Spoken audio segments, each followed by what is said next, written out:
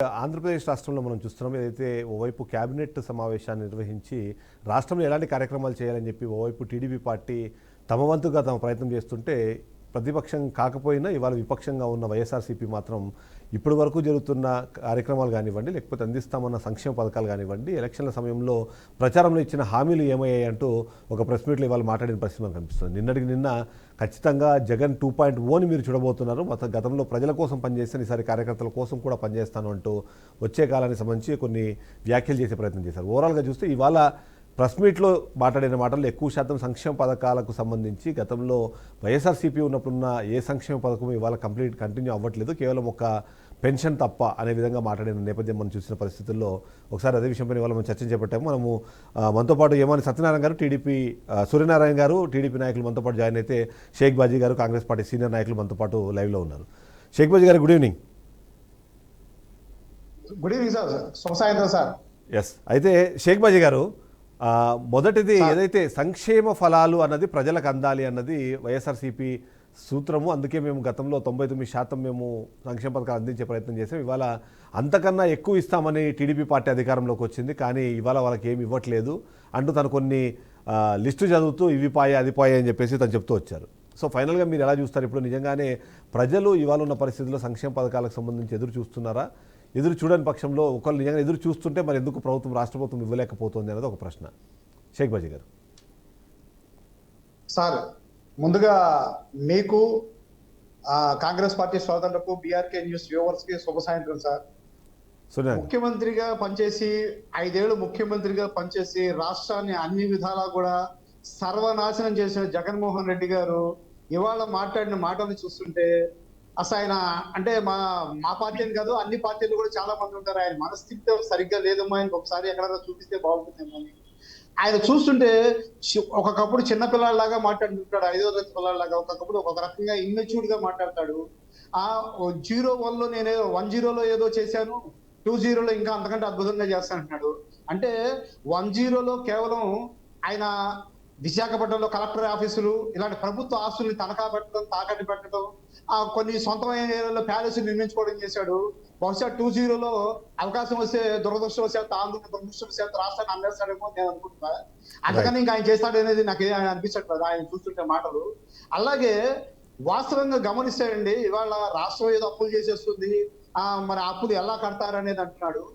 ఆయన కంటే ఎవరైనా అప్పులు చేశాడా? అప్పుల పేటెంట్ హక్కు వైసీపీ పార్టీలో కూడా జగన్మోహన్ రెడ్డి గారికి ఇవ్వాలి. ఎందుకంటే రాబోయే 25 ఏళ్లలో నా ఆంధ్రప్రదేశ్ తాగుబోతులు బాగా తాగుతారని చెప్పి వాళ్ళని తాకట్టు పెట్టి అప్పులు ఇచ్చిన కాబట్టి ఆయనకుంటారు. అంటే అంత దురదృష్టి అప్పులు ఆయనకు అంత ముదుసు ఉంది. మరి ఇవాళ అమరావతికి 15,000 కోట్ల రూపాయలు గ్రాంట్ తెచ్చినా అది ప్రపంచ బ్యాంకు నుండి కేంద్ర ప్రభుత్వం గ్రాంట్ గా ఒప్పించి తీసుకొచ్చారు చంద్రబాబు గారు. పోలవరంకి 5,800 కోట్ల రూపాయలు దాని గ్రాంట్ కింద తెచ్చింది.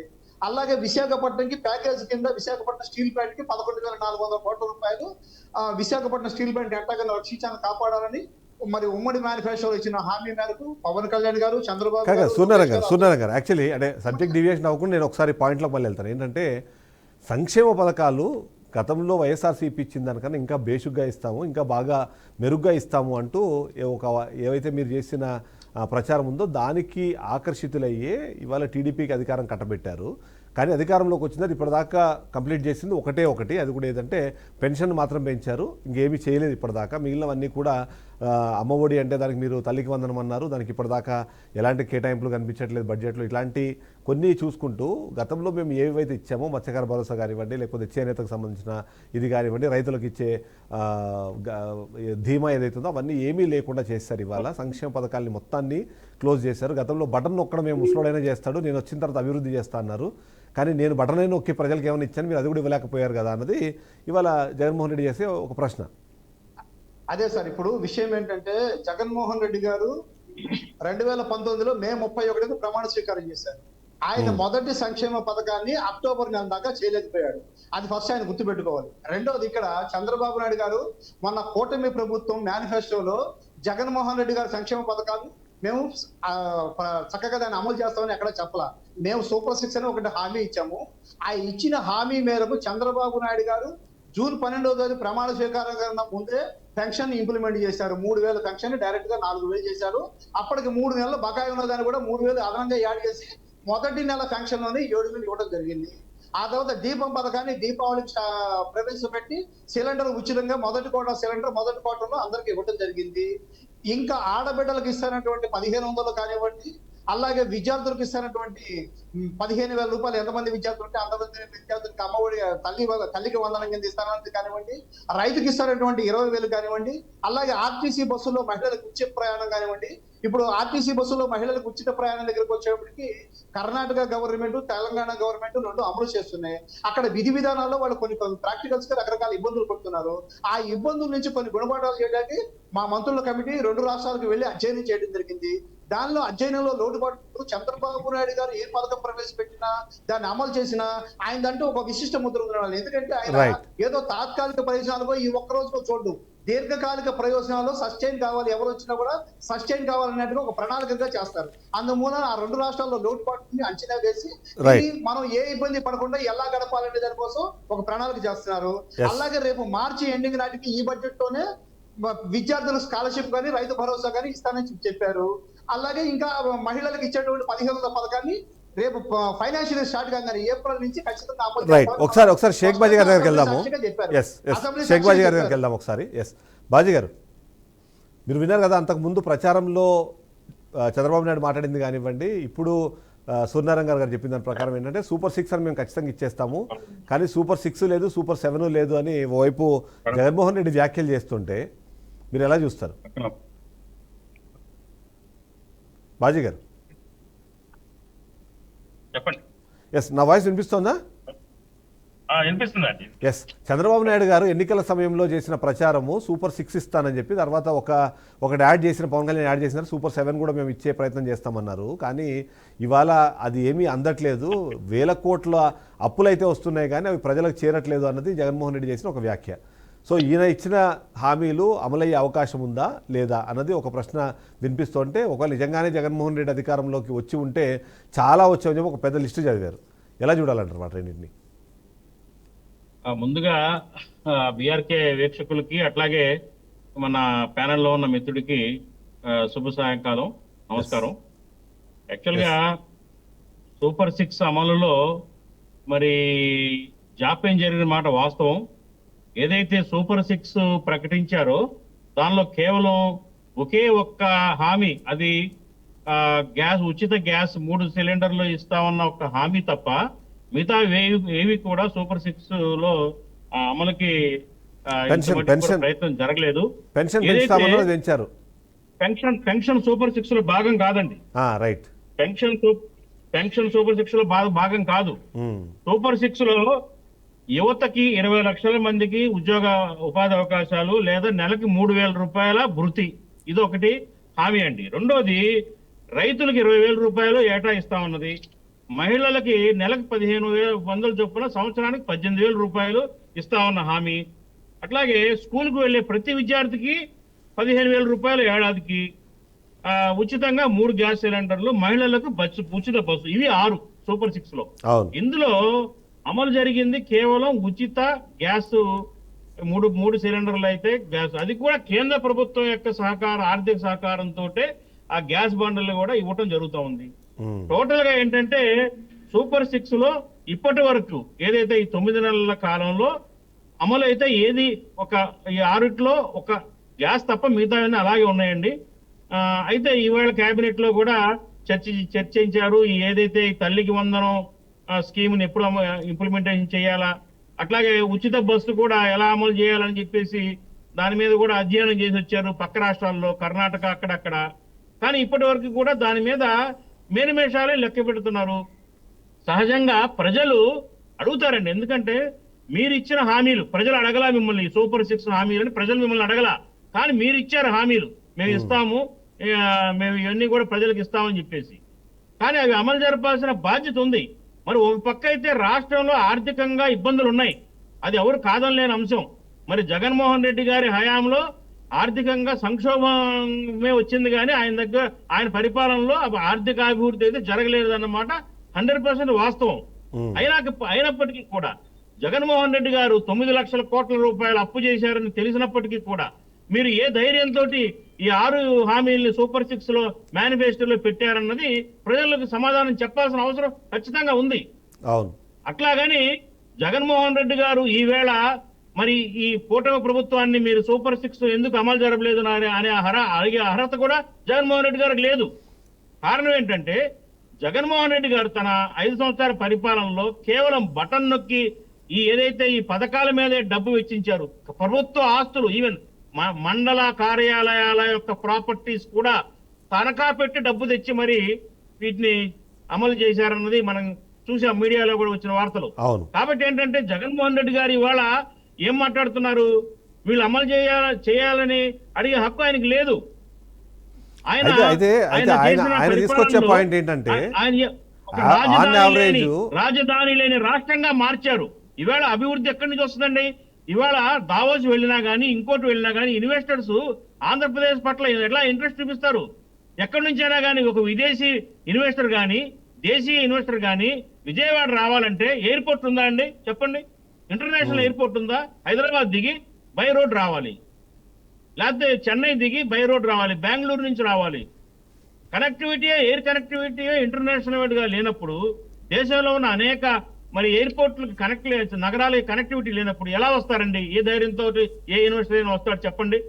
కాబట్టి ఏంటంటే ఇవాళ కేవలం చంద్రబాబు గారిని ఇవాళ పరిస్థితి నిందించడం కాదండి, గత ప్రభుత్వం కూడా చేసిన ఇవాళ రాష్ట్రం ఈ దుస్థితికి వచ్చింది. జగన్మోహన్ రెడ్డి అనే మాట ఏంటంటే 1,45,000 కోట్ల అప్పు తీసుకొచ్చారు కొత్తగా, కానీ దాంట్లో మీరు ఒక్క పెన్షన్ తప్ప ఇంకా ఏమీ మీరు ప్రజల సంక్షేమానికి ఏమి మీరు ఖర్చు పెట్టట్లేదు. మొత్తం డబ్బులని తీసుకెళ్ళి మళ్ళీ మీరు అమరావతి సెంట్రిక్గానే దాదాపు 55,000 కోట్లు ఖర్చు పెట్టడానికి మీరు సిద్ధమైపోతున్నారు. ఒక్క నగరాన్ని మాత్రమే డెవలప్ చేస్తే రాష్ట్ర వ్యాప్తంగా మీరు చెప్పిన అభివృద్ధి వికేంద్రీకరణ ఎడిపోతుంది. ఈ పరిస్థితుల్లో రాష్ట్రం మీరు అన్నట్టుగా ఆర్థిక అభివృద్ధి లేని సమయంలో సామాన్యులందరికీ ఎంతో కొంత స్వార్థన లభించే సంక్షేమ పథకాలన్నీ మీరు క్యాన్సిల్ చేయడం ద్వారా నష్టమే కదా అన్నది ఒక పాయింట్ తీసుకొచ్చే ప్రయత్నం చేశారు. ఇప్పుడు 1,45,000 కోట్లు ఈ 9 నెలల కాలంలో అప్పు తెచ్చారన్న ఆ లెక్కలైతే నాకు తెలియదండి, చూడాల్సిన అవి ఒక్కసారి పరిశీలించాల్సిన అవసరం ఉంది. కాకపోతే ఒకటి మాత్రం నిజం, గత ప్రభుత్వం మరి రైతులకి 2,000 కోట్ల రూపాయలు ఇవ్వాల్సిన బకాయిలు అలా వదిలేసి వెళ్ళిపోయింది. అట్లాగే ఆరోగ్యశ్రీ పథకం కింద ఈ హాస్పిటల్స్ కానివ్వండి, వైద్యులకు చెల్లించాల్సిన 1,600 కోట్ల రూపాయలు అలాగే వదిలేసింది. అలాగే చాలా అలాంటి ఖాతాలు కాంట్రాక్టర్లకు, ఈవెన్ రోడ్డు కాంట్రాక్టర్లు కానివ్వండి, మున్సిపల్ కాంట్రాక్టర్లు కానివ్వండి, ప్రభుత్వం పనులు చేసిన కాంట్రాక్టర్లకు కూడా పెద్ద ఎత్తున బకాయిలు అలా వదిలేసి వెళ్ళిపోయిందండి.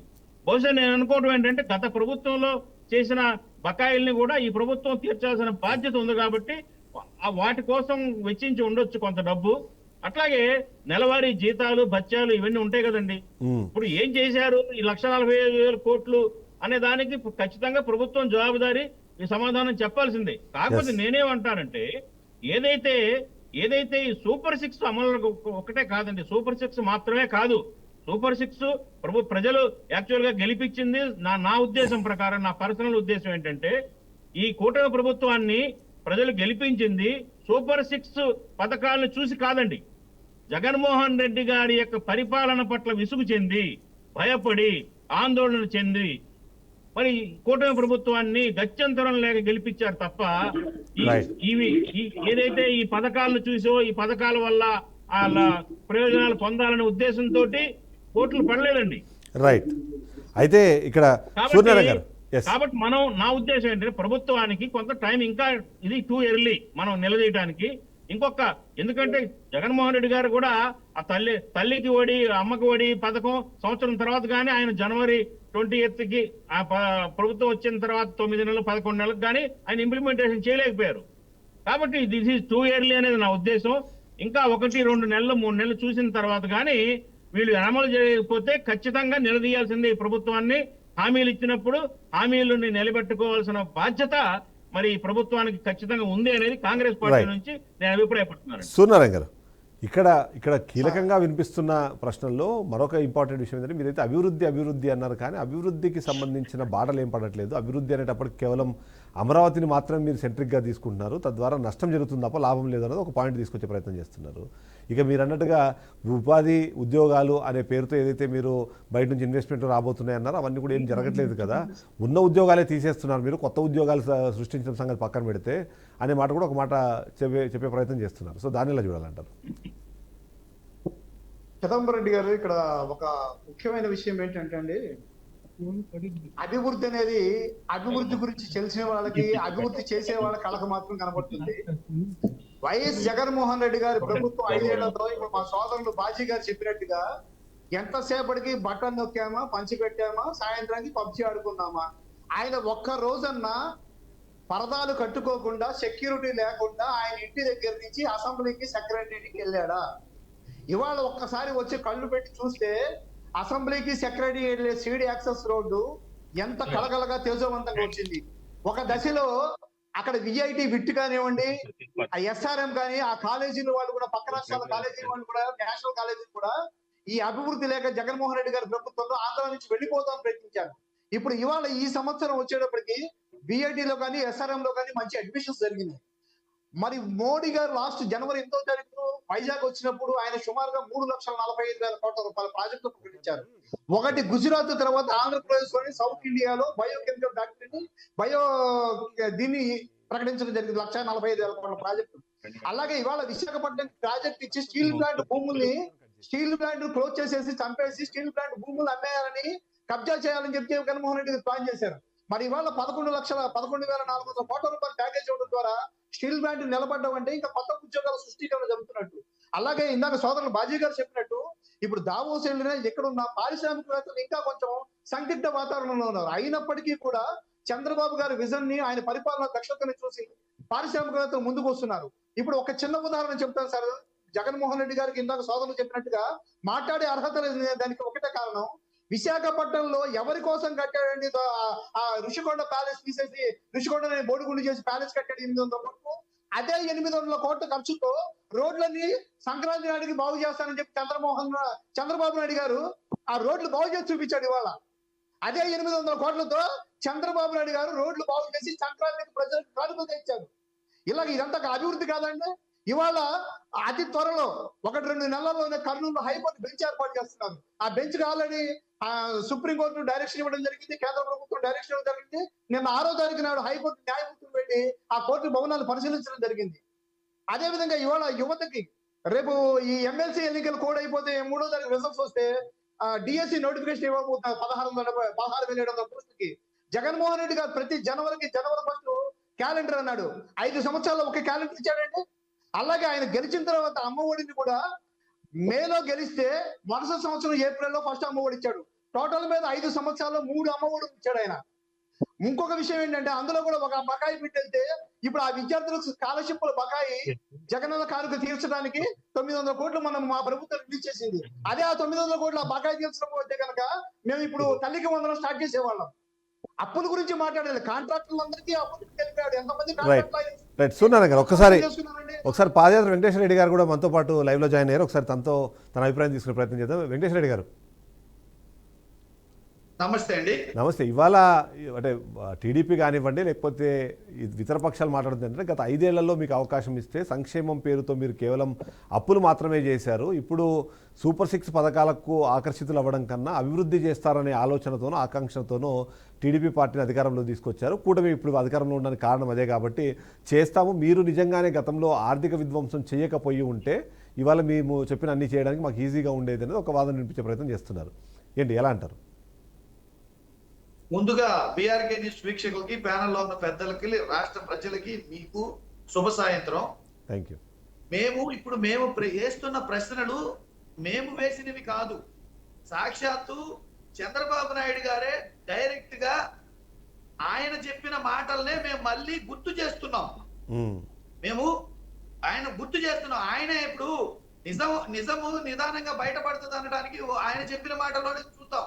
14 లక్షల కోట్లు అప్పు ఉందని చెప్పేసి కూటమి పార్టీలు అన్ని కలిపి ప్రతిపక్షంలో ఉన్నప్పుడు మాట్లాడి వాళ్లే అసెంబ్లీ సాక్షిగా 6 లక్షల కోట్లేనని చెప్పేసి ఒప్పుకున్నారు. ఇప్పుడు నిన్నగాక మొన్న రాజ్యసభలో వైసీపీ ఎంపీ వేసిన ప్రశ్నలకి సమాధానంగా రాజ్యసభలో కూటమి ప్రభుత్వం ఇచ్చిన స్టేట్మెంట్, గత 5 ఏళ్లలో ఎన్ని కంపెనీలు ఇక్కడ రిజిస్టర్ అయినాయి అనే దానికి 9,000 పైచిలకు కంపెనీలు ఇక్కడ రిజిస్టర్ అయినాయి అని చెప్పేసి కూటమి ప్రభుత్వం సమాధానం చెప్పింది. ఇక వాళ్ళంతటి వాళ్లే చంద్రబాబు నాయుడు గారు ప్రెస్ మీట్ పెట్టి మేసం మలేసి తొడగొట్టి మేము ఈ పనులు సూపర్ 6 అమలు జరపలేము, ఆర్థిక పరిస్థితి బాగలేదు ఆయన అన్నాడు కాబట్టే సోదరులు బాజీ గారు అన్నట్టు మేము తొందరపడలా, మేము యాక్చువల్ గా ఇస్తారులే ఈ సంవత్సరం కాదు వచ్చే సంవత్సరం ఇస్తారులే అని అనుకుంటాం. వాళ్ళు ఏమంటున్నారు, ప్రెస్ మీట్ పెట్టేసి మేము ఇవ్వలేమంటున్నారు. ఇవ్వలేమన్నప్పుడు ప్రశ్నించాలా లేదా? ఇవ్వలేమన్న వాళ్ళు ఎందుకు హామీలు ఇచ్చారు? పోనీ ఆయన ఏమన్నా కొత్త నిన్నగాక మొన్న రాజకీయాల్లోకి వచ్చాడా, లేదు ఇప్పుడే అధికారంలోకి వచ్చాడా? కాదు కదా. ఆయనకి రాష్ట్ర పరిస్థితి తెలుసు, రాష్ట్ర బడ్జెట్ గురించి తెలుసు, అప్పుల గురించి అబద్ధాలు మాట్లాడి తర్వాత అప్పులు మళ్ళీ మేము అబద్ధాలు ఆడామని వాళ్లే ఒప్పుకొని మళ్ళీ ఇప్పుడు ఇంకొక మాట, కూటమి ప్రభుత్వం ఇప్పుడు ఏదో రైల్వే స్టీల్ ప్లాంట్ గురించి చెప్తున్నారు. ఏమండి స్టీల్ ప్లాంట్ గురించి నాది ఒక ప్రశ్న అండి. రైట్, సెయిల్ లో పెట్టకుండా, క్యాప్టివ్ మైన్స్ ఇవ్వకుండా, బడ్జెట్ లో పెట్టకుండా, గ్రాంట్స్ ఇవ్వకుండా ఒక ఫైనాన్స్ కంపెనీ ద్వారా ఫైనాన్స్ ఇచ్చేసి స్టీల్ ప్లాంట్ భూములు తాకట్టు పెట్టేసి మేము ఆదుకున్నాము 11,000 కోట్లు అప్పు ఇచ్చామనేది అది అప్ప గ్రాంటా, ఆదుకున్నట్ట తాకట్టు పెట్టినట్ట? ఇంకొక మాట, ఎన్డీఏ కూటమి ప్రభుత్వంలో స్టీల్ ప్లాంట్ గురించి ఉక్కు శాఖ మంత్రి గారు నిన్నగాక మొన్న కుమారస్వామి గారు ఒక స్టేట్మెంట్ ఇచ్చారు. ఏమి స్టేట్మెంట్ ఇచ్చారండి ఆయన? గత ప్రభుత్వం అసెంబ్లీలో చేసిన తీర్మానం వల్ల, గత ప్రభుత్వం విల్లింగ్ లేకపోవడం వల్లనే ప్రైవేటీకరణ ఆగిపోయింది. ఈ స్టేట్మెంట్ ఇచ్చింది ఎవరండి? కూటమి ప్రభుత్వంలో ఉన్న ఉక్కు శాఖ మంత్రి గారు. మేము ఇవ్వలేమని చెప్పింది ఎవరండి? రాష్ట్ర సూపర్ 6 ఇవ్వలేమని చెప్పింది ఎవరండి? ఈ రాష్ట్ర ముఖ్యమంత్రి గారు. ఇంకొకటి, పరిపాలన గాడి తప్పిందని, ల్యాండ్ ఆర్డర్ పక్కదారి పట్టిందని, ప్రజలు జనాల్లోకి వెళ్తే ప్రజలు మమ్మల్ని తిడుతున్నారని చెప్పింది ఎవరండి? ఈ కూటమి ప్రభుత్వంలో ఉన్న డిప్యూటీ సీఎం గారు. మేము వాళ్ళన్న మాటలనే, వాళ్ళు చెప్పిన వాటిల్నే మేము ప్రశ్నిస్తుంటే మేము తొందరపడ్డామని, మేము ఏదో కావాలని విమర్శిస్తున్నామని మాట్లాడుతున్నారు. మేమేమంటున్నాము, న్యాయంగా మీరు ఏదైతే మేనిఫెస్టోలో ఇచ్చారో వాటిని అమలు జరపమంటున్నాం. అమలు జరపడానికి వాళ్ళు పెద్దలు అన్నట్టు అమలు జరుపుతాము. మీరు అధికారంలోకి వచ్చిన తర్వాత మొదటి హామీ అమలు చేయడానికి 6 నెలల సమయం తీసుకుంటారు, బాగానే ఉంది. కానీ మేము అధికారంలోకి వచ్చిన తర్వాత పరిస్థితులు చక్కదిద్దుకొని అన్ని చేసుకోవడానికి 1 సంవత్సరం కాలం పడితే ఎందుకంత మీకు అర్జెన్సీ? చేస్తాం మేము అన్నది కూడా చెప్తున్నారు. ఉగాది తర్వాత ఉచిత బస్సు కన్ఫర్మ్ అయిపోయింది అని అంటున్నారు కదా. సరే, మేము అదే ప్రశ్నకి ఏం చెప్తున్నామంటే, బాజీ గారు చెప్పినట్టు తొందరపడ్డామంటున్నాం. మేము అదే ప్రశ్నకి ఏం చెప్తున్నామంటే, చంద్రబాబు నాయుడు గారు ప్రెస్ మీట్ పెట్టి మేము ఇవ్వలేము అని చెప్పటం కంటే, ఇదిగో మేము ఈ సంవత్సరంలో ఈ డేట్ లో ఈ పథకం ఇస్తాము, ఈ సంవత్సరంలో ఈ డేట్ లో ఈ పథకం ఇస్తాము, కనీసం షెడ్యూల్ విడుదల చేస్తే పలాంటి డేట్ వరకు మేము ఇవ్వలేమనే దానికి ఒక ఇది వస్తుంది. అలా కాకుండా మేము ఇవ్వలేమని చెబితే సహజంగా మీకైనా నాకైనా రాష్ట్ర ప్రజలకైనా అనుమానం వస్తుందా రాదా? అసెంబ్లీ అంటే ఈ రాష్ట్ర అనుమానం వస్తుందా? షెడ్యూల్ కూడా ప్రకటించలేదు. వెంకటేశ్వర రెడ్డి గారు మీకు సమయం ఇచ్చినప్పుడు నేను ఇంటరప్ట్ అవ్వలేదు. చిదంబరం రెడ్డి గారు సూర్యనారాయణ గారు అన్నారు కనుక మాట్లాడుతున్నాను. అవును, నెక్స్ట్ మీరు మాట్లాడండి. మీరు నేను వేసే ప్రశ్నలన్నీ నోట్ చేసుకోండి, మీరు సమాధానం చెప్తారు. సమాధానం చెప్పాల్సిన బాధ్యత మీదే. టైం తక్కువ ఉంది, మనకి టైం తక్కువ ఉంది. ఒకసారి వెంకటేశ్వర రెడ్డి గారు టైం తక్కువ ఉంది, మీరు కంక్లూడ్ చేస్తే నేను వాళ్ళతో సమాధానం తీసుకొని మళ్ళీ మీ దగ్గరకు వస్తాను. మేమేమంటున్నామంటే రాజధాని గాని, పోలవరం గాని, రైల్వే జోన్ గాని ఇవన్నీ చట్టంలో కేంద్రమే తన సొంత బడ్జెట్ లో గ్రాంట్ రూపంలో విడుదల చేసి నిర్మించాల్సిన బాధ్యత కేంద్రానిది. వీళ్ళు కేంద్ర ప్రభుత్వం రాష్ట్రానికి అప్పులిచ్చి మేము ఆదుకున్నాము, సంపద సృష్టిస్తామని చెప్తున్నారు. అప్పు తీసుకురావడమే సంపద సృష్టి అయితే, సంపద సృష్టి అంటే 6 నెలల్లోనే 1,00,000 కోట్లు అప్పు చేయడం అయితే, ఇక అప్పుల పాలు చేశారని చెప్పింది అప్పుల పారం ఎవరండి ఇప్పుడు లెక్కలు Right. చూడండి. గత ప్రభుత్వంలో మొత్తం ఎన్ని అప్పులు చేశారు, ఇప్పుడు ఈ ప్రభుత్వం వచ్చిన తర్వాత ఎన్ని అప్పులు వచ్చినాయి, Right. 14 నుంచి 19 వరకు ఎవరు అప్పు చేశారు, జీడిపి 14 నుంచి 19 వరకు ఎంత ఉంది, 19 నుంచి 24 వరకు ఎంత ఉంది, ఈ 8 నెలల్లో వీళ్ళు చేసిన అప్పు ఎంత, వీళ్ళు ఇచ్చిన సంక్షేమ పథకాలన్నీ, చేసిన అభివృద్ధి ఎంత, క్యాలిక్యులేషన్ వైజ్ గా Right. వైజ్ గా మేము Right. చెప్పగలం. మీరు ఎస్ చెప్తామా? ఒకసారి వాళ్ళకి అవకాశం ఇద్దాం. ఒకసారి ఎస్ సూర్యనారాయణ గారు, చాలా ప్రశ్నలు వచ్చినాయి, మీరు అన్నిటికీ సమాధానం చెప్పాలి, తర్వాత బాజీ గారు మాట్లాడతారు. తప్పకుండా అండి. వెంకటేశ్వర రెడ్డి గారు అసలు సాక్షి ఛానల్ ప్రతినిధిలాగా చక్కగా మాట్లాడారు, అందులో సంతోషం అండి. ఎందుకంటే వైసీపీ ఒక ప్రతినిధి విషయం ఆయన ఏంటంటే, సాక్షి ఎందుకు బాబు? ఒక విషయం ఏంటంటే, ఎందుకంటే సాక్షి ఛానల్ ఉదాహరించడం కూడా దాంట్లో చెప్తానండి. రైట్. చంద్రబాబు నాయుడు గారు తన సొంత గ్రామంలో సంక్రాంతి పండుగకి వెళ్ళినప్పుడు కానివ్వండి, ఆ తర్వాత జరిగినటువంటి మంత్రివర్గ సమావేశంలో కానివ్వండి, ఏదైతే సూపర్ 6 లో ఉన్నటువంటి రైతు భరోసా కానీ, తల్లికి వందనం కానీ, ఈ పథకాలకి కొంత జాప్యం జరుగుతోంది. కారణం ఆర్థిక మాంద్యం. ఖచ్చితంగా వాటి అమలు చేసి తీరుతామని స్పష్టంగా చెప్పారు. ఇవాళ మంత్రివర్గ సమావేశంలో కూడా దాని గురించి ఖచ్చితంగా పాజిటివ్ గానే ఉన్నారు. కానీ ఎక్కడ చంద్రబాబు నాయుడు గారు ఆయన చెప్పినట్లుగా నేను ఇవ్వను, మా చేత కాదని చేతులు ఎత్తేసి చెప్పలేదు. బహుశా వాళ్ళ సాక్షి ఛానల్ ఏమన్నా చెప్పారేమో, అందుకోసం నేను సాక్షి ఛానల్ అన్నా. అన్ని ఛానల్స్ లో ఆయన ఒకసారి వెంకటేశ్వర రెడ్డి గారు, నేను మీరు మాట్లాడేటప్పుడు ఆగమంటే ఆగాను, మీరు ఒక నిమిషం ఆగాలి, వినాలి స్పష్టంగా.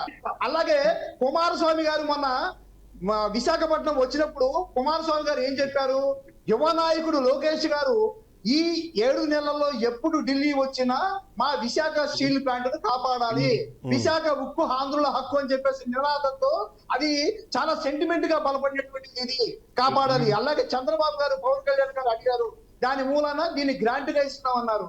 కానీ వాస్తవంగా వైసీపీ ప్రభుత్వం విశాఖ హక్కు కోసం గత ప్రభుత్వంలో మేము పోరాడినప్పుడు ఏనాడైనా ప్రభుత్వం విశాఖ గురించి వచ్చిందా? అఖిలపక్ష కమిటీని ఢిల్లీ తీసుకెళ్లి కేంద్రాన్ని అడుగుతామంటే ఏ రోజున్నా వైసీపీ గవర్నమెంట్ జగన్మోహన్ రెడ్డి గారి నాయకత్వంలో ముందుకు వచ్చిందా? కూటమి ప్రభుత్వం కదా, అది అడ్వాంటేజ్. ఒక నిమిషం సార్, విశాఖపట్నం స్టీల్ ప్లాంట్ ని కూటమి ప్రభుత్వం కాబట్టి అడ్వాంటేజ్ తీసుకుంటున్నారు. చెప్పి తనఖా పెట్టుకోవాలని చూశారు. అట్లాగే విశాఖపట్నం గురించి పక్కన వచ్చేసారు. వాళ్ళ పరిశ్రమ శాఖ మంత్రి గారే ఇంకొక 4 నెలల్లో ఎన్నికలు వస్తున్నాయనగా మీరు ఎన్ని ప్రాజెక్టులు తెచ్చారని అన్ని పేపర్ల వాళ్ళు అడిగితే ఇప్పుడే కాదండి కోడి గుడ్డు పెట్టింది గుడ్డు పొదగాలని అన్నారు. మరి ఈయనేమో 900 కంపెనీలు లిస్ట్ అవుట్, 9000 కంపెనీలు లిస్ట్ అవుట్ అయినా అన్నారు. మరి ఏ కంపెనీలు లిస్ట్ అవుట్ అయ్యి ఎంతమందికి ఇచ్చారో చెప్పాలా? క్యాలెండర్ ఎన్ని క్యాలెండర్లు ఇచ్చారో చెప్పాలి. అడగాలి మీరు. రాజ్యసభలో మేము చెప్తున్నాం, మేము ఎక్కడ చేత కాలేదని చెప్పాలి. మీరు అన్ని అబద్ధాలు చెబుతున్నారు. వెంకటేశ్వర రెడ్డి గారు అబద్ధాలు చెబుతున్నారు. ఇప్పుడు రేపు 3వ తారీఖు రాజ్యసభలో మీ మినిస్టర్ అబద్ధం చెప్పాడంటారా? ఎవరు రాజ్యసభలో మినిస్టర్ గారు 6 లక్షల కోట్లు కొన్ని అప్పులు పొందులు చెప్పారు. వాస్తవంగా మేము శ్వేతపత్రాల్లో 9 లక్షల కోట్లు తీర్చాం. ఇంకా శ్వేతపత్రాలు చేస్తున్నాయి. తవ్విన కొద్ది మీ కుంభకోణాలు వస్తున్నాయి. తవ్విన కొద్ది మీ కుంభకోణాలు ఇంకా తీయడానికి టైం పడుతుంది.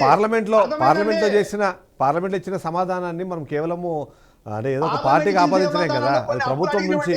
ఏమండి, ఆనాడు ఎవరైతే ఆర్థిక శాఖ మంత్రిగా ఉన్నారో ఆయన ఎప్పుడు చూసినా ప్రతి మంగళవారం అప్పు కోసం వెళ్ళటం, ప్రతి శుక్రవారం గ్రాంట్ తెచ్చుకోవడం, జీతాలు ఇవ్వటం. 4 ట్రిప్పులుగా నెలలో జీతాలు ఇచ్చారు. మరి ఈ 7 నెలల్లో చంద్రబాబు గారు 1వ తారీఖు కంక్లూడ్ చేద్దాం. మీరు ఒక లాస్ట్ పాయింట్ కాదండి, ఒకసారి కంక్లూషన్ సార్. వెంకటేశ్వర రెడ్డి గారు ప్రశ్నించారు మరి అప్పులు తెచ్చి చేశారని. మరి 72% చేసిన పోలవరాన్ని వాళ్లే సాధించుంటే ఎందుకు పూర్తి చేయలేకపోయారు? 5 ఏళ్లలో 28% ఎందుకు పూర్తి చేయలేకపోయారు? పోలవరం దగ్గర ఒక్క ఇటుక ఎందుకు ఎత్తలేకపోయారు? ఒక సిమెంట్ బస్తా పెట్టి పని ఎందుకు చేయలేకపోయారు? మరి ఇవాళ మళ్ళీ పోలవరం పనులు స్టార్ట్ అయినాయి. రైట్, పోలవరం పనులు స్టార్ట్ అయినాయి. అమరావతి దూసుకుపోతుంది. ఖచ్చితంగా ఆనాడే కాదు ఈనాడు కూడా చెప్తున్నాం. అమరావతి అనేది సెల్ఫ్ ఫైనాన్షియల్ ప్రాజెక్టు. దానికి వెంకటేశ్వర రెడ్డి గారు మీరు రెస్పాండ్ అయ్యే ముందు ఒకసారి షేక్ బాజీ గారి దగ్గరికి వెళ్దాం. షేక్ బాజీ గారు, ఇప్పుడు నేను ఇస్తాను, మీరే కంక్లూడ్ చేస్తారు. ఫైనల్ మీరే కంక్లూడ్, టైం లేదు. అయితే ఇక్కడ గత ప్రభుత్వము మంగళవారం అంటే అది ఖచ్చితంగా లోన్స్ వారం అన్నది అప్పుడు ఉంది, అప్పుల వారం అన్నట్టు. ఇప్పుడు కూడా పెద్ద డిఫరెన్స్ ఏం లేదు. అప్పుడు 3000 కోట్లు చేస్తే ఇప్పుడు ఇంకో ఎక్కువ చేశారు అన్నది లెక్కలు చెప్పే ప్రయత్నం చేస్తారు. మొత్తానికి ఏ ప్రభుత్వం అయినా గతమైనా ఇప్పుడైనా సరే అప్పుల ద్వారానే రాష్ట్రాన్ని ముందుకు నడుపుతోంది అన్నది ఖచ్చితంగా మనకు కనిపిస్తున్న విషయం అయినప్పుడు ఏంటి దీనిలోంచి బయటపడాలి అంటే కూటమి ప్రభుత్వం అధికారంలో ఉంది, ఆ సహాయము ఆర్థిక సహాయం ఎక్కువగా తెచ్చుకునే అవకాశం ఉంది అనే ఒక వర్షన్ వినిపిస్తున్నప్పుడు ఏం చేయాలంటారు? సార్ ఇక్కడ ఒక విషయం షేక్ బాజీ గారు, రాష్ట్ర ప్రభుత్వానికి వచ్చేటువంటి ఒక్క నిమిషం సార్, రాష్ట్ర ప్రభుత్వానికి వచ్చే సంపాదన అంతా తగ్గించేసి ఎటువంటి పనులు వసూలు చేయకుండా మధ్య మీద వచ్చే ధాన్యము డబ్బులతో మాత్రమే తీసుకోవాలి, మిగిలిన వాటన్నిటితో గూగుల్ పే. ఆ డబ్బులు ఎక్కడికి వెళ్ళినాయో వెంకటేశ్వర రెడ్డి గారికి తెలుసు, వైసీపీ నాయకులకు తెలుసు. రైట్ డిస్కషన్ డిబేట్ అవుతుంది, ఏమనుకోకండి. టైం తక్కువ ఉంది కాబట్టి అన్ని కూడా గూగుల్ పే లో వస్తున్నాయి. టైం ప్రభుత్వానికి టైం తక్కువ ఉంది. సూర్యనారాయణ గారు సారీ టైం తక్కువ ఉంది. షేక్ బాజీ గారు ప్లీజ్ ఏమనుకోకండి, టైం తక్కువ ఉంది. షేక్ బాజీ గారు చెప్పండి సార్. డబుల్ ఇంజన్ ప్రభుత్వం అని చెప్పేసి చెప్పుకున్నారు. ఏంటంటే మరి కేంద్రంలో కూడా ఎన్డీఏ ఉంది, ఇక్కడ కూడా ఎన్డీఏ ఉంది కాబట్టి మరి కేంద్రానికి ప్రభుత్వం నిలబడాలంటే మరి చంద్రబాబు నాయుడు గారి ఎంపీలు అట్లాగే నితీష్ కుమార్ గారి ఎంపీలతోనే అవసరం అని చెప్పేసి మనం ఎట్లయినా కానీ పోట్లాడి తెచ్చుకోవచ్చు అని చెప్పుకున్నారు. మరి ఇవాళ ఉన్న పరిస్థితి చూస్తే మోడీ గారు ఏమి ఆంధ్రప్రదేశ్ మన బడ్జెట్ చూస్తే కనుక ఆంధ్రప్రదేశ్ కి ఎటువంటి కేటాయింపులు కూడా ఇవ్వలేకపోయారు. మరి గట్టిగా అడగకపోగా బాగానే ఇచ్చారని చెప్పేసి చంకలు గుద్దుకునే పరిస్థితి ఉంది. ఇది ఇలాగే ధోరణి ఇలాగే కొనసాగితే ఏదైతే సంపద సృష్టిో లేకపోతే రాష్ట్రాభివృద్ధి చేస్తామన్న అని ప్రజలకు ఏదైతే హామీ ఇచ్చారో అది జరిగే అవకాశం అయితే ఎట్టి పరిస్థితుల్లో ఉండదు. నేనేమంటానంటే మీరు బతిలాడో భయపెట్టో నయానో భయానో రాష్ట్రానికి కావాల్సిన నిధుల్ని కేంద్రం నుంచి తెప్పించుకోవాల్సిన బాధ్యత ఉంది రాష్ట్రంలోని కూటమి ప్రభుత్వం. కారణం ఏంటంటే ఇవాళ రాజధాని నిర్మాణానికి అప్పులు ఇస్తున్నారు. అప్పులు కాదండి, ఒక 20,000 కోట్లు, 25,000 కోట్లు, 50,000 కోట్లు ఈ రాష్ట్రాన్ని కట్టుకోండి, మేము రాష్ట్రం కేంద్రం నుంచి ఈ గ్రాంట్ ఇస్తున్నాము అనే పరిస్థితికి ఎందుకు రావటం లేదు? 50 లక్షల కోట్ల రూపాయల బడ్జెట్ కేటాయించిన ఈ దేశంలో ఒక విభజించబడిన రాష్ట్రానికి ఒక 20,000 కోట్ల రూపాయల రాజధాని నిర్మాణం కోసం ఇచ్చే మనసు లేదా అని అడుగుతున్నాను కేంద్రంలో ఉన్న ప్రభుత్వానికి. వెంకటేశ్వర రెడ్డి గారు కంక్లూడ్ చేద్దాం. మీకు సంపద సృష్టి ఇండస్ట్రియలైజేషన్ జరగాలంటే కొన్ని గ్రాంట్లు ఇవ్వాలి, ట్యాక్స్ ఎగ్జంప్షన్స్ ఇవ్వాలి. ఈ రాష్ట్రంలో ఆంధ్రప్రదేశ్ లో కనుక పరిశ్రమలు వచ్చిన వాళ్ళకి జిఎస్టీ రాయితీలో లేకపోతే వడ్డీ రాయితీలో ఏదో ఒక ఆఫర్స్ ఉంటే గానీ ఇన్వెస్టర్స్ రారు. అవును, దేశంలో ఉన్న ఇండస్ట్రీ ప్రత్యేక హోదా కోరడానికి కూడా రాష్ట్రానికి ప్రత్యేక హోదా కోరడానికి కూడా కారణం అదే, ఇండస్ట్రియలైజేషన్ తప్ప మన డెవలప్మెంట్ ఉండదు అన్నది. పెట్టాలంటే అమరావతికి ఇచ్చిన 15,000 కోట్లు గ్రాంట్ గా ఇచ్చినట్టు ఆర్థిక మంత్రి గారు మోడీ గారు ప్రకటించారు. బాజీ అన్న, అమరావతికి ఇచ్చిన 15,000 కోట్లు సబ్జెక్ట్ కరెక్షన్ లేదు, వాళ్ళు కట్టకపోతే మేము కడతామన్నారు కానీ కట్టాల్సిన బాధ్యత ఆంధ్రప్రదేశ్ రాష్ట్రానికే ఉంది. Subject correction. వెంకటేశ్వర రెడ్డి గారు కంక్లూడ్ చేద్దాము. బాజీ గారు లాస్ట్ పాయింట్. బాజీ గారు లాస్ట్ పాయింట్. కేంద్రంతో మీకు సంబంధాలు బాగుంటే వాళ్ళు కడతారండి వడ్డీ అటు. సంబంధాల్లో ఏదైనా తేడా వచ్చినాయి అంటే మొత్తం మనమే కట్టాలా, మన నెత్తి మీద పడుతుంది అప్పంతా. గ్రహించండి. వెంకటేశ్వర రెడ్డి గారు కంక్లూడ్ చేద్దాం ప్లీజ్. కూటమి ప్రభుత్వం శుద్ధ అబద్ధాలతోటి అన్నం వండుతుంది, శుద్ధ అబద్ధాలతోటి సూపర్ 6 ఇస్తుంది, శుద్ధ అబద్ధాలతోటి పోలవరం కడుతుంది, శుద్ధ అబద్ధాలతోటి రాజధాని కడుతుంది. ఈ అబద్ధాలతోటే పరిపాలన కొనసాగించాలని ప్రయత్నం చేస్తుంది. ప్రజల్లో ఆల్రెడీ వ్యతిరేకత వచ్చింది. గ్రామ స్థాయిలో కూటమి పార్టీ నాయకులు ఎవరు గ్రామాల్లో వీధుల్లోకి వెళ్లే పరిస్థితి లేదు. గ్రామ సభలు కూడా మధ్యలోనే పూసేశారు. ప్రజల్లోకి ఎమ్మెల్యేలు వెళ్ళట్లేదు, మంత్రులు వెళ్ళట్లేదు. వాళ్ళు క్లియర్ గా రాళ్లతోటి మన ఆయన బీజేపీ మినిస్టర్ గారు పరిటాల గారి టీడీపీ నాయకులు వాళ్ళు రాళ్లతోటి అద్దాలు పగలగొట్టుకొని కొట్టుకున్నారు. జనసేన కార్యకర్తలను కొట్టారు, గ్రామ బహిష్కరణ చేశారు. ఇక్కడ కూటమి ప్రభుత్వంలో ఉన్న ప్రజా నాయకులు ఎవరు ప్రజా సమస్యల గురించి పట్టించుకొని గ్రామాల్లోకి వెళ్ళట్లేదు, గ్రామ సభలు జరగట్లేదు, పరిపాలన చేయట్లేదు. కేవలం మీడియా సమావేశాల్లో సామాజిక మాధ్యమాలలో కొంతమంది వ్యక్తులు నగరాలలో కూర్చొని కేవలం డిబేట్లలో అబద్ధాలు వడ్డించి వారుస్తున్నారు. ప్రజల పరిపాలన అధ్వాన్నంగా తయారైంది. ఇది వాస్తవం. కావాలంటే వాళ్ళ ఎమ్మెల్యేలు కానీ వాళ్ళ గ్రామ స్థాయిలో నాయకులు కానీ దమ్ముంటే ప్రజల్లోకి వెళ్ళి తిరిగి చూడమను. సారీ, యాక్చువల్లీ ఇవాళ టైం చాలా తక్కువ ఉంది, నేను అందుకే మిమ్మల్ని ఇంటరప్ట్ చేస్తున్నాను. Thank you very much Venkateswara Reddy garu, thank you very much Shaik Baji garu, thank you very much Suryanarayana garu. అంటే నిజంగానే ఇది ఇంకా గట్టిగా జరగాలి డిబేట్, కానీ టైం కన్సర్న్ వల్ల కంక్లూడ్ చేయలేకపోతున్నాం. ఓవరాల్గా చూస్తే మాత్రం ఖచ్చితంగా ప్రజలు సంక్షేమ పథకాలు కోరుకున్నారా లేకపోతే అభివృద్ధి పథకాలు కావాలని అనుకున్నారో పక్కన పెడితే ఏంటంటే ఇవాళ ఖచ్చితంగా ఏదైతే సూపర్ 6 హామీలను కూడా ఖచ్చితంగా ప్రజలు నమ్మారు కాబట్టి వాటిని ఆచరించాల్సిందే, వాటిని ప్రజలకు అందించాల్సిందే అన్నది జగన్మోహన్ రెడ్డి అడుగుతున్నారు. అదే సందర్భంలో జగన్మోహన్ రెడ్డి చేస్తున్న కొన్ని ప్రశ్నలకి ధీటైన సమాధానం అయితే టీడీ పార్టీ ఇచ్చే ప్రయత్నం చేస్తుంది. బట్ ప్రజల్లో కూడా అలాంటి అభిప్రాయం ఉందా లేదా అని తెలుసుకోవాలంటే మరికొంత సమయం ఎదురు చూడాల్సిన పరిస్థితి ఉంది.